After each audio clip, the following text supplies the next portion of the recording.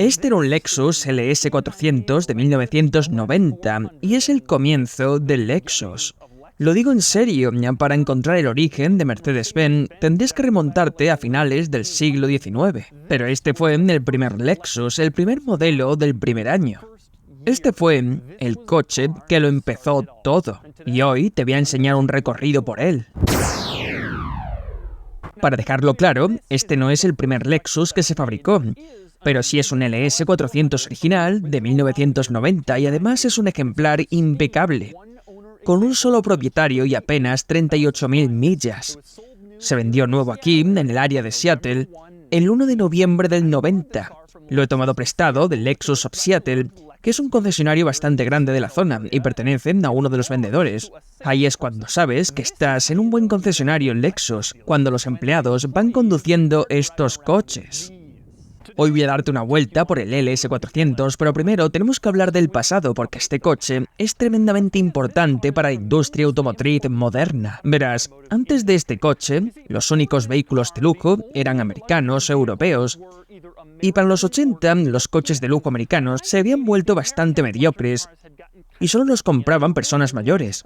Eso significaba que si querías un buen coche de lujo de los 80, solo tenías opciones europeas. Mercedes-Benz y Jaguar en la gama alta o BMW en la gama más baja.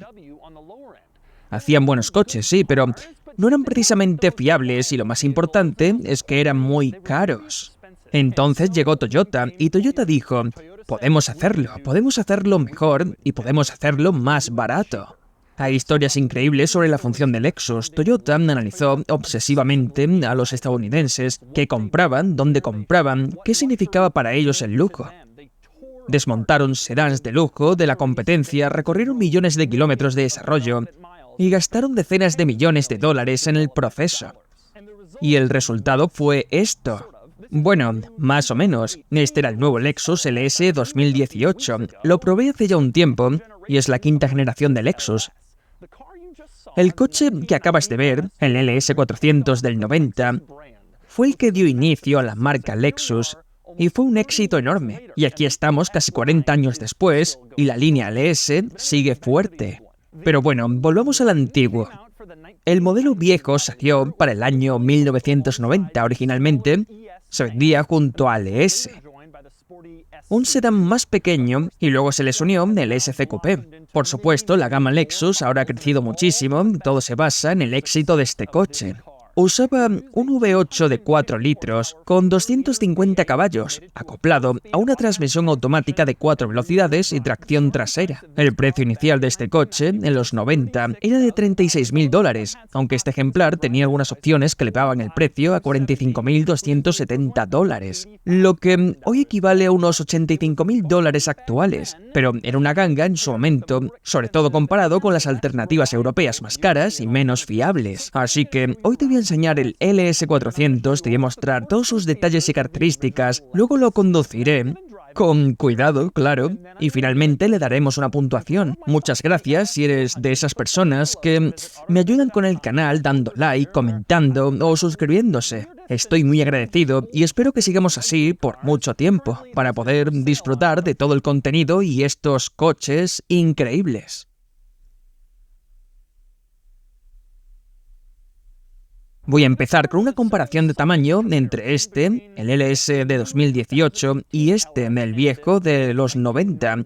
Esto representa básicamente casi 30 años de evolución del Lexus. Puedes ver que la diferencia de tamaño es enorme. Este es gigantesco comparado con el viejo. De hecho, es casi un pie más largo que el LS original. Y no solo eso, es más grande en todos los sentidos. Tiene más presencia, un diseño más imponente y ruedas mucho más grandes. Este coche ahora tiene llantas de aleación de 20 pulgadas. El de los 90 tenía llantas que para su época eran enormes, 15 pulgadas. Quiero hablar de las diferencias de diseño exterior entre ambos coches. Probablemente es el área donde mayor diferencia hay entre el Lexus nuevo y el viejo. Puedes ver que el nuevo tiene todas esas líneas angulosas y agresivas, un diseño muy dramático, básicamente mires donde mires. El viejo, en cambio, era tan simple, tan discreto, tan básico. No querían que pareciera feo de ninguna forma, así que mantuvieron el diseño extremadamente conservador. Y es exactamente lo mismo por dentro. Los coches de ahora arriesgan mucho con el diseño interior. Todos quieren parecer modernos, frescos y diferentes, pero el LS original era tan simple, tan básico por dentro. Todo estaba hecho para funcionar, para ser práctico. Compáralo con el nuevo y verás cuánto han cambiado las cosas. El interior ahora es mucho más espectacular, más bonito, más especial sin duda, pero también ha perdido un poco de esa simplicidad funcional que el viejo hacía tan bien. Bueno, se acabó la comparación y pensé que a algunos os resultaría interesante. Ahora vamos con las características del LS original y voy a empezar por el interior y el cuadro instrumentos. El cuadro es un poco peculiar, verás. Cuando enciendo el coche, las luces de advertencia parecen estar muy detrás del cuentarevoluciones, como si hubiera diferentes niveles en el panel, una especie de efecto 3D.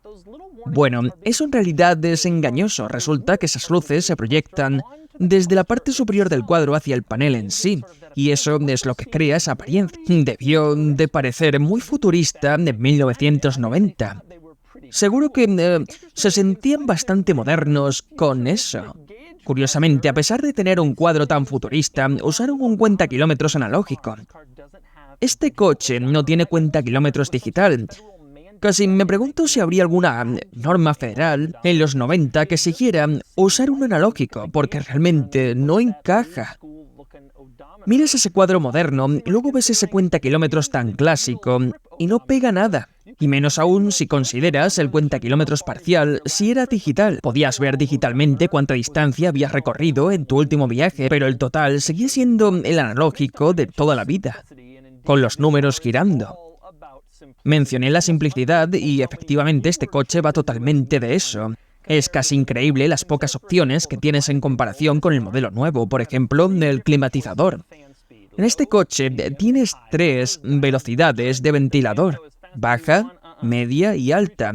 No hay ruedas ni control para graduar la intensidad, 3 botones y ya está.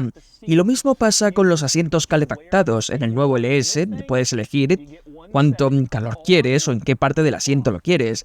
En este coche, en cambio, tienes una sola configuración, encendido o apagado.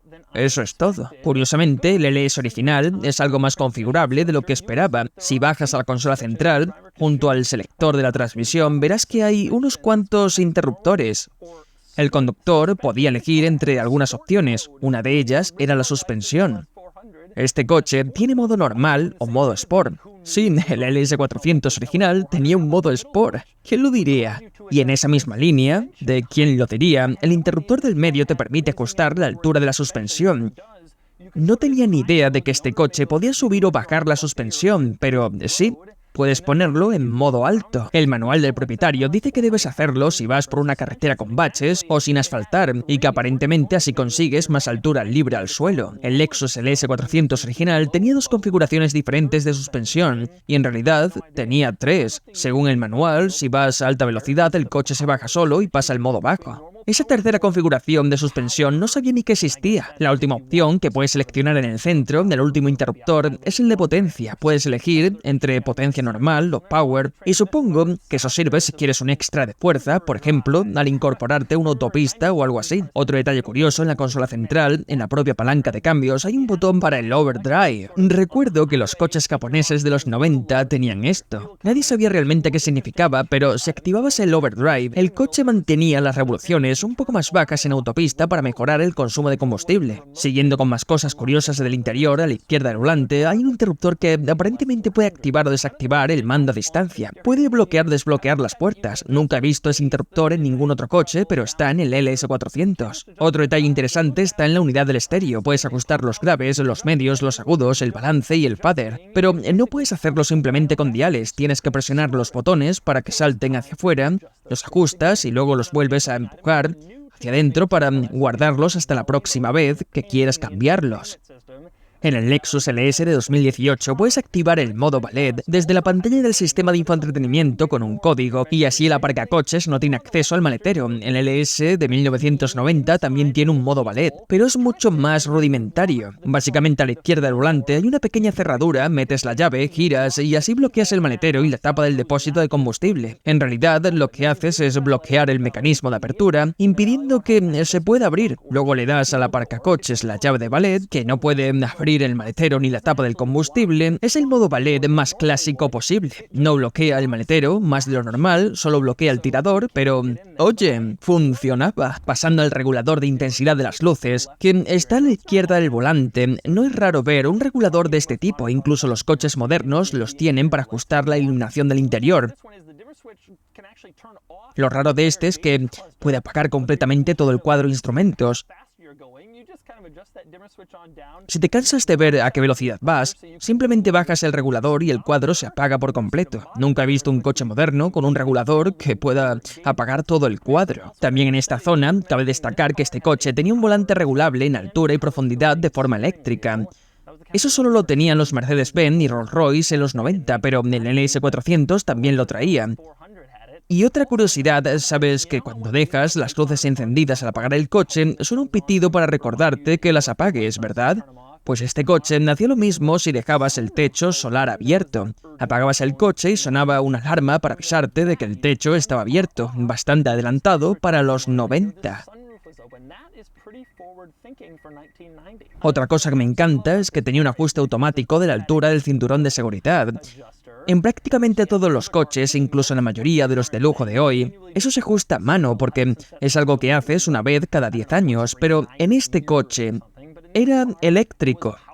Pulsabas un botoncito en la puerta y el cinturón subía o bajaba según lo mantuvieras pulsado. Lo más curioso es que el cinturón tenía una pequeña flecha que te indicaba cuál era la posición normal. Es como si te juzgara por tu altura. Si no lo pones más bajo de lo normal, bueno, entonces eres bajito y tu Lexus te lo recordaba cada vez que lo mirabas. Pasando a los asientos traseros, si te subes al nuevo LS, puedes hacer de todo. Tienes asientos calefactados y ventilados, puedes controlar el clima, el audio, todo. En el LS original tenías básicamente 3 cosas que podías hacer. Un cenicero para apagar tus cigarrillos, un mechero para encenderlos, y una pequeña rueda para ajustar cuánto aire sale de la rejilla central hacia atrás. Eso es todo. También en el nuevo LS, si bajas el reposacabezas central, dentro hay una pantalla táctil con un montón de funciones. Puedes controlar el clima, la radio, todo. En el viejo LS, si bajas el reposabrazos central, es un reposabrazos. Es un reposabrazos en el sentido más literal. Aunque he de decir que estoy siendo un poco injusto con los asientos traseros del LS original. Porque sí tienen un detalle sorprendente. Luces de lectura individuales sobre cada asiento. Pulsas un botoncito y se enciende tu luz, así que al menos puedes leer mientras te llevan. Pasando al exterior del LS400 hay varios detalles curiosos, empezando por la antena. Ahora mismo está en su posición baja, pero cuando enciendes la radio, sí, eso es, se eleva automáticamente para mejorar la recepción. El único problema era que tenías que acordarte de apagar la radio antes de entrar en un túnel de lavado, porque si no, la antena se podía enganchar y romperse. Y como era eléctrica, no era precisamente barata de reemplazar. Otro detalle clásico de este coche era el claxon. Este coche debía ser una gran berlina de lujo con motor V8 y tracción trasera, pensada para rivalizar con los grandes europeos, y el claxon sonaba como un Geo Metro pidiendo permiso para cambiarse de carril. ¡Disculpa! Otra curiosidad, los faros antinieblas eran amarillos, y no un amarillo suave, no, amarillo intenso, como los coches franceses de los años 70. Casi con un tono verdoso. Es difícil de apreciar, pero se nota. Todos los Lexus de esa época tenían faros antiniebla amarillos. No tengo ni idea de por qué, Debieron tener alguna razón. Y por último hablemos del embellecedor cromado sobre los pasos de rueda. Probablemente sea el único de este coche que no es original de fábrica, pero sí una modificación típica de la época. Era muy común a finales de los 80 y principios de los 90 como forma de proteger los guardabarros y también porque se suponía que quedaba elegante, pero no ha envejecido bien y delata la edad del coche. Seguramente fue un extra instalado en el concesionario allá por los 90 y el vendedor probablemente convenció al primer propietario de ponerle esas molduras cromadas sobre las ruedas. Y era algo muy habitual en coches de lujo de los 90 y se veía en Mercedes, en Infiniti y nunca ha quedado bien. Pasando a la parte trasera, algo interesante que quiero señalar es que no pone LS400 en la parte de atrás de este coche. De hecho, no pone LS400 en ninguna parte del coche. En los 90 Lexus intentaba vender una marca y no un modelo específico y querían que supieras, por encima de todo, no que ibas detrás de un LS400 o de un ES250, sino que ibas detrás de un Lexus. Y por eso el nombre Lexus se muestra de forma destacada en la parte trasera, pero el nombre del modelo no. Con el tiempo sí añadieron el nombre, pero originalmente no estaba. Pasamos al capó y aquí es muy diferente al nuevo LS. En el nuevo LS todo está completamente cubierto de plástico. Todo está tapado, es muy elegante bajo el capó, pero este coche lo hacía de forma un poco distinta. Aquí todo está expuesto y abierto y básicamente puedes ver el motor entero. Ahora bien, Lexus estaba muy orgullosa de este V8. En aquel entonces era el primer V8 de Toyota en Norteamérica. Ni siquiera tenían un V8 en una camioneta en ese momento. Como resultado, este V8 significaba mucho para Toyota, significaba mucho para Lexus y puedes ver que claramente el emblema de Lexus se muestra de manera destacada justo en el centro. Por último, tenemos que abrir la guantera y echar un vistazo al manual del propietario. Ya he revisado el manual y en realidad no es especialmente raro ni extravagante, lo cual me sorprendió un poco, ya que este coche es muy antiguo. Pero hay algunos detalles curiosos, incluyendo uno que me parece casi increíble. En la página 51, bajo el apartado de cinturones de seguridad, dice: sustituya el cinturón si puede verse la etiqueta de advertencia bajo la funda. La etiqueta de advertencia aparecerá si el cinturón recibe un impacto severo u otra fuerza. Por lo que entiendo, si el coche sufre un accidente y el cinturón se tensa violentamente y recibe un impacto fuerte, una etiqueta de advertencia aparecerá de alguna manera y te indicará que debes sustituir el cinturón. Es decir, la etiqueta de advertencia no es visible ahora mismo, pero después de un impacto fuerte se hará visible. ¿Cómo? Y te dirá que es hora de cambiarlo. Nunca había oído hablar de algo así, pero quizás soy un idiota y eso es lo normal en todos los coches. En cualquier caso, aquí lo tienes. Muy interesante, dentro del estuche del manual del propietario, tengo aquí el certificado de inspección del coche. Es el certificado original de inspección cuando se entregó por primera vez. Todavía tiene el sello de fábrica de que pasó los controles de calidad e incluso las marcas de verificación del centro de inspección del puerto de entrada y el nombre del técnico que lo aprobó. Y el último detalle curioso dentro de este folleto sería la colección de accesorios. Intentaban venderte lo típico: protección de pintura, un botiquín, protección de llantas, pero también intentaban venderte un teléfono de coche. Mira esto, podías conseguir un teléfono de coche para tu Lexus LS400, o como ellos lo llamaban, el teléfono celular Lexus LS400. Si lo lees, tiene un montón de tonterías sobre lo genial que es tener un teléfono móvil, pero también dice que el auricular del teléfono encaja en la consola central del LS400, manteniendo la elegancia interior de tu coche. Algunas de las características que destacan incluyen la capacidad de almacenar hasta 101 números de teléfono, de los cuales 12 pueden marcarse automáticamente desde el módulo de control. También viene una garantía y marcación previa a la conexión, para que puedas marcar números antes de que empiece la facturación. Ese era el teléfono de coche que podías obtener para este coche, y apuesto a que ni uno de esos ha funcionado desde el 96. Y así concluye un recorrido completo por el coche que dio inicio a Lexus y ahora es hora de sacarlo a la carretera. Bien, conduciendo el LS400 y lo primero que noto es que los espejos son ridículamente pequeños. La visibilidad era algo muy diferente en aquella época. Aunque dicho eso, si miro a mi alrededor los cristales bajan mucho más que en los coches modernos. Los coches modernos tienen una línea de cintura tan alta por estética y también, ya sabes, para meter equipamiento en los paneles de las puertas o lo que sea. En este puedes ver a kilómetros cuando giro la cabeza. La posición de conducción es muy peculiar en los coches de lujo modernos. Estás más elevado, tienes una vista más dominante, más de rey de la carretera.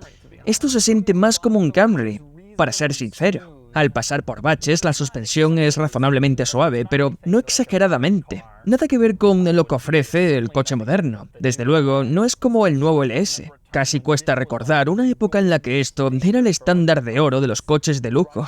Quiero decir, la calidad de conducción es más o menos como la de un coche normal hoy en día. Eso sí, es bastante silencioso aquí dentro, sorprendentemente silencioso considerando que es un coche antiguo y no me lo esperaba. La dirección es ligera, casi demasiado ligera, es lineal, pero giras el volante hasta la mitad y el coche apenas se mueve un poco. Este coche no estaba hecho para ir deprisa, pero claro, era una época en la que las berlinas de lujo no eran coches deportivos como lo son hoy.